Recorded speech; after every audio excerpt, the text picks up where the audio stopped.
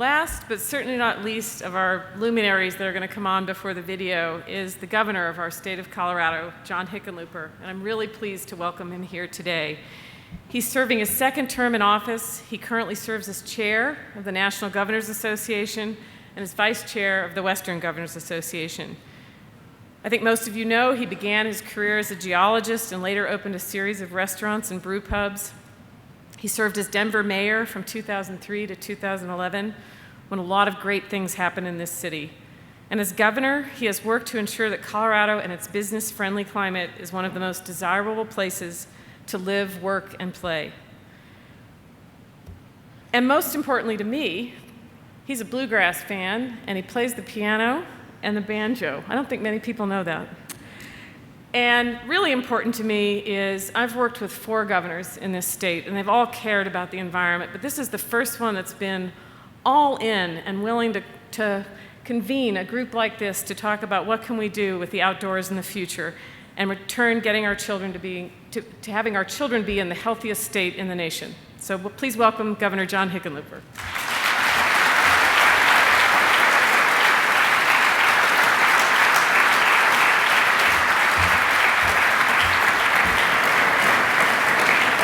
Thank you. Thank you, Lisa. Thank you for helping put all this together and for all that you've done with GoCo. I want to give a special shout out also to Ken Theory. When you're out recruiting companies and you think, jobs are good and companies come, you don't always recognize the value that a really excellent company can bring to your community. And I think that, what's great about DaVita is it's not just Ken Theory. He's created a culture, and I can't tell you how many of their senior executives are involved at different levels in different places. They're each following their passion to make this community better. So please give him another round of applause. And for DaVita.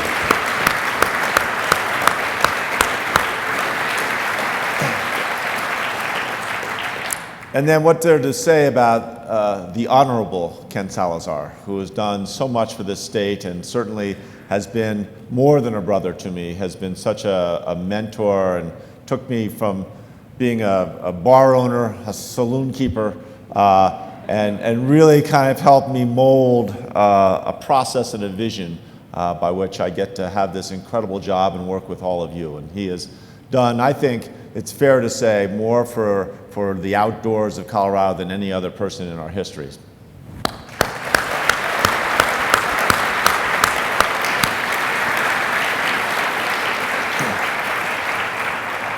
We also have a bunch of my senior staff and cabinet are here. Larry Wolk, who runs our Department of Public Health and the Environment. Shaylin Batt, who's the new head of the Department of Transportation. Sue Birch, who runs our Medicaid, our HICPUF program. And then I want to give a special shout out also to Mike King, who runs the Department of Natural Resources. But more than that is another mentor and real visionary. He claims, I don't have a vision, I'm just an implementer. Don't buy that when you see him. He is a true visionary in many ways. And then also Ken Gart. Well, Ken Gart's not really on my staff. Actually, Ken Gart is kind of our bike czar, but, he is on our staff. We pay him $1 a year. But he certainly is working as hard as any of us. So those folks who are all kind of part of this team, please give them a hand as well.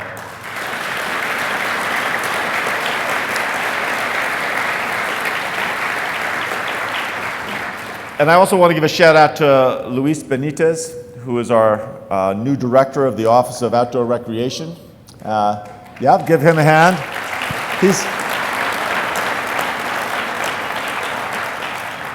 He's actually not here. He couldn't be here today, but we are certainly excited to have such a dynamic and accomplished individual leading our new venture, this new Office of Outdoor Recreation. He's in Ecuador, visiting family and attending a summit with entrepreneurs and investors from all over the world, helping to grow Ecuador's strong recreation tourism industry and going to bring those experiences back to Colorado. He's also climbing a 19,000-foot mountain while he's there, just because that's the kind of guy he is. All of you know that we live in a place that's like no other on Earth, or certainly there are not many other places like this. And you've all, I think almost everyone in this room, have done your part in terms of conserving and promoting and connecting people to these landscapes that make Colorado so precious. We're all standing on the shoulders of many, many giants that have come before us, people like Ken Salazar, people like Robert Speer, the mayor of Denver about 100 years ago. These folks have created so much that we can build on. In the last 100 years, we've created in Colorado more than 40 wilderness areas, 4 national parks, 8 national monuments. As Senator Salazar, or Secretary Salazar said, the newest is the Browns Canyon National Monument. We have brownfields that have turned into wildlife refuges and national forests and national grasslands that have nothing to do with pot, by the way. National canyon lands. We have state parks and state wildlife areas, greenways and green belts, natural areas and roadless areas. We have parks in the city, but we also have city parks in the foothills and the mountains. We have recreation areas and flat water and river corridors and playgrounds and hiking trails, horse trails and ditch trails. I mean, we have national heritage areas and scenic byways, endless historic landmarks. And we are faced with the opportunity to build on that. And certainly since 1992, GOCO has been such a huge part of that. Has directed over $825 million of lottery proceeds towards the open space conservation, and the trails and the outdoor recreation. Now, much of this work was done with the assistance from the Land and Water Conservation Fund, which I know a number of you know, but that expires in September of this year, of 2015. And I think it's crucial that we all keep in the back of our mind when we talk to our great senators, Michael Bennet and Cory Gardner, that the Congress has to reauthorize this crucial sense of source of funding. I know we're trying to organize governors all across the country to petition Congress to make sure they don't eliminate this important resource, but we can all do our part. Even as we've built on all those things I just listed, there's still so much to do. Again, as Secretary Salazar, I want to point out that Secretary Salazar and I did not coordinate our remarks today. But we did both take very close note of the growth in population, how we have gone from, when I first came out here in the 70s, we were about 2 million people. Now we're probably closer to 5.4 or almost 5.5 million people. Over the next couple decades, we'll see 2 million more people, maybe even 3 million more people.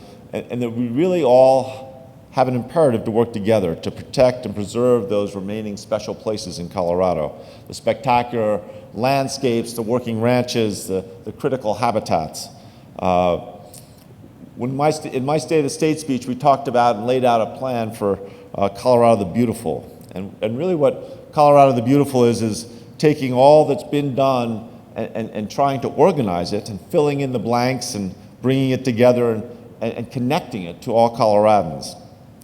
Making sure that we're protecting lands, that we have open lands and agricultural lands that do provide a buffer to different urban areas all along the Front Range. That we protect our crown jewel sites that ought to be our next generation of state or national wilderness areas or parks. Making sure that we do focus on those places still wild. And Colorado the Beautiful is not only about connecting our parks and trails and scenic lands, but also connecting people to the outdoor places that set Colorado apart and make it such a special place. We're collaborating and cooperating with every partner we can find. Obviously our business community, especially those in the outdoor recreation industry, but also all those state departments I mentioned before, the Department of Natural Resources and the Colorado Department of Public Health and the Environment, Colorado Department of Transportation and the Department of Local Affairs, all the different nonprofits that are around, Bicycle Colorado, not to mention GOCO, the Trust for Public Lands and Nature Conservancy, the Denver Museum of Nature and Science, the zoo, the Land Trust, the Trust for Public Land. You can go through all these organizations, and when they're working together, we can make this notion of Colorado the Beautiful an ongoing priority. But what value will this incredible treasure have if we don't appreciate it, and we don't immerse our souls in it and find solace and inspiration?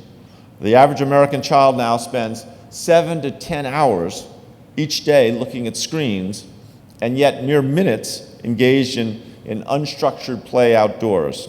And that's a dramatic transformation from the past generation. In part, as a direct result of this indoor migration, rates of obesity, depression among children skyrocket. Study after study demonstrates the critical importance of unstructured outdoor play for growing minds and growing bodies.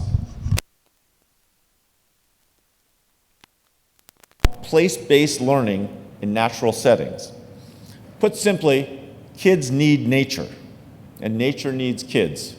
If we don't provide our children early exposure to the wild outdoors, and even backyards can be pretty wild, they will be far less likely to ever fully appreciate it. And if they don't appreciate it, will they protect it? Will they fight for it? How will we ever create an ecologically sustainable community if we don't care about where we live? Helping children fall in love with nature should be a top, not just a Colorado top priority, but a top national and even international priority. You know, right there alongside with addressing climate change and preserving wilderness. But how do we bridge that chasm between children and nature? I think we can use these funds you're going to talk about today from GOCO to help catalyze what should be a national model for connecting people, and especially urban children, with nature. In short, and I think Scott Sampson was the first person who described this to me, but the Trust for Public Lands has talked about this often. I think we need to propose that within one generation, within 20 years, every Coloradan can live within a 10-minute walk, or maybe an even shorter bike ride, but a 10-minute walk of a vibrant green space. And that the majority of our citizens will enjoy these green spaces on a regular basis. You know, having trails and parks and bikeways nearby are going to make it easier for all of us to be active. And we've talked a lot about being the healthiest state. We're the thinnest state, but we're not the healthiest state. And an active life is healthy for all of us. We need to have that incentive, that motivation to get off the couch and get out of the office, to leave the car in the driveway. And by nurturing our outdoor spaces, we're making it easier for our residents to connect to them. And it helps us to attract and retain talent for our businesses. As Ken Theory was talking about the reasons that DaVita came here. We can grow the economy at our gateway communities that are closer to the major recreational opportunities. You know, outdoor recreation is such a key component to rural economic development. It can help to inspire the next generation of land stewards and conservationists. So how do we get there? And I think we'll lay out over the course of the day a few steps, and I'll lay out a couple here, but this is just the beginning, and we need everybody involved to recognize what the real plan of operation should be. In the spring of 2016, we want to be launching an interactive statewide trails and open space map, such as Secretary Salazar was alluding to. But this will be a single source map, interactive, that identifies all trails and open space, everything from wilderness areas and state and national parks to local greenways and open spaces. This interactive map will use state-of-the-art GIS technology to help connect people to recreational opportunities. The initial call for data resulted in over 100 data sets from more than 50 entities. But many of our trails still remain unmapped. We're focusing resources to make sure that we improve access to this trails data, to make sure that we have accurate info about current recreational trails that will support prioritization. I should never try a word like that so early. Prioritization and planning of additional trails that would be necessary to complete a statewide network. With the help of Esri, the national mapping company, we've developed some components of this mapping tool already, and they'll be demoed at a breakout session this afternoon. Ken Gart and his team are already looking at numerous strategies to get people of all ages in all parts of Colorado, providing them multiple choices to use bicycles, not just for recreation, but for commuting to and from school or from work. In addition, the Parks and Wildlife Commission and State Trails Committee is going to engage the public and other governmental and non-governmental agencies to develop a long-term strategic plan for the recreational trails in the state to ensure that every Coloradan does have access to recreational opportunities near their home. In the near term, the Department of Natural Resources will lead efforts to identify 16 priority trails. These will be trails or trail segments or trail gaps, right? That missing space within a trail, but to identify these by 2016. To accomplish this, obviously, DNR is going to have to work in conjunction with the other state agencies and GOCO, local governments, and nonprofits like all those I listed at the beginning, all who have a shared interest. But they're also going to have to work closely with the public and with all of you. We're aiming to begin construction on those priority trails in 2016, and to that work on what we call the GAPS map has already started. This long-term development of a statewide strategic plan for trails will complete and hopefully maintain our statewide network and be a form of continuous improvement, that we're always looking for that next step. As trails are identified, we're going to seek additional resources that we can leverage with the funds at Department of Natural Resources and GOCO and make larger investments. And hopefully we can push that forward in 2016. We'll focus on open space in 2016 and 17 and make sure that we continue to prioritize and not lose any more of our crown jewels to the pressures of development. Now, what's just been outlined are big steps towards really beginning to attain what is a shared vision, this notion that within a generation, every resident of Colorado can be within a 10-minute walk of a vibrant green space, that the great majority of our people are going to enjoy and frequent those green spaces often. And to accomplish that, we need everybody who's here today, and we need your networks of people, we need your social media. We need you to continue the great work you're doing and to work together on this notion that Colorado the Beautiful is not just an idea, but it's something that we can make into reality, into additional open spaces, into additional trails. We can identify and make sure we have the funding for the goals to get there. I want to thank all of you for being here today and for being part of this commitment to Colorado's future. I think we, in fact, are already a national model. Now we just have to make sure that we take that model to the next level. Thanks.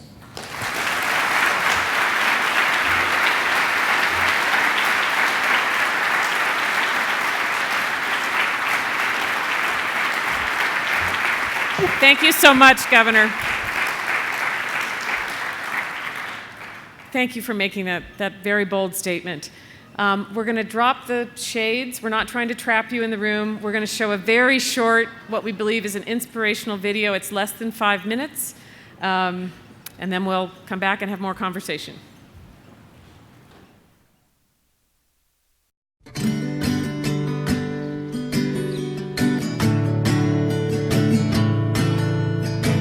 What do you think of when you think about Colorado?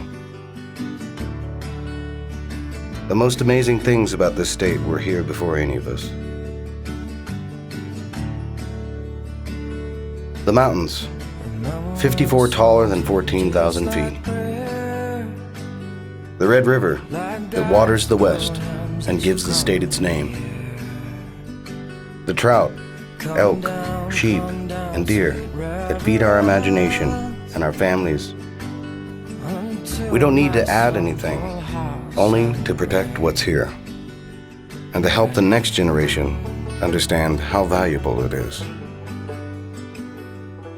Kids now spend less than half as much time outside as their parents did. We need to break down the barriers that make it difficult for kids to get out and explore. It's one of the great challenges facing our state, and one that Great Outdoors Colorado is ready to tackle. Great Outdoors Colorado was born out of the idea that Colorado was going to grow. So in 1990, we decided that taking care of Colorado and continuing to make sure that it was the most beautiful place in the nation was also consistent with the goals of economic development and job creation for the state. In 1992, voters amended the state constitution so it could happen, creating the Great Outdoors Colorado Trust Fund. Since then, GOCO has invested lottery proceeds to fund thousands of miles of public hiking and biking trails, city parks, wildlife habitat, and conservation easements. GOCO has enabled Mesa Land Trust to work on over 64,000 acres of family farms, ranches, working landscapes, river corridors, and expand new trail systems throughout western Colorado. Statewide, through projects like this, GOCO has helped protect more than 1 million acres of land and built more than 800 miles of trail. It's invested in more than 4,500 projects across all 64 counties. Now, GOCO is taking on a new challenge: to get kids off the couch and out the door. Nature is essential for creativity, for imagination, for socialization. Every child deserves the right to connect with nature deeply, and we can help make that happen.